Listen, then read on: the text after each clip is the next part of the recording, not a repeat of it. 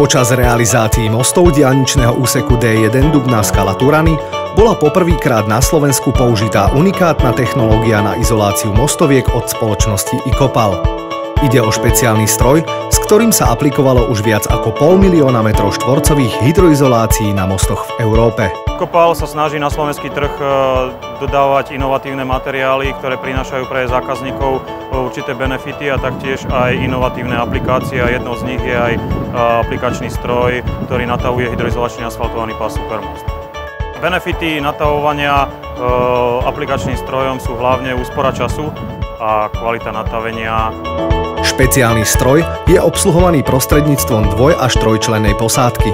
Umožňuje použitie jumborolí asfaltovaného pásu v návine 1 m x 45 metrov. Z celkového množstva dodaných hydroizolácií, zhruba 90 000 m2, bolo touto strojnou aplikáciou aplikovaných zhruba 40 000 m2. Nová technológia natavovania hydroizolácie od spoločnosti Icopal významne prispela ku skráteniu času realizácie mostov na diaľničnom úseku D1 Dubná Skala Turany. Výrazne sa znížil aj počet ľudí potrebných na stavenisku. Kým dvaja ľudia natavia ručne za deň zhruba 300 m2 hydroizolácie, strojom je aplikácia omnoho rýchlejšia, bez možnosti zle nataveného pásu ľudským faktorom. Dvojica pri tomto stroji má denný výkon 800 až 900 m2.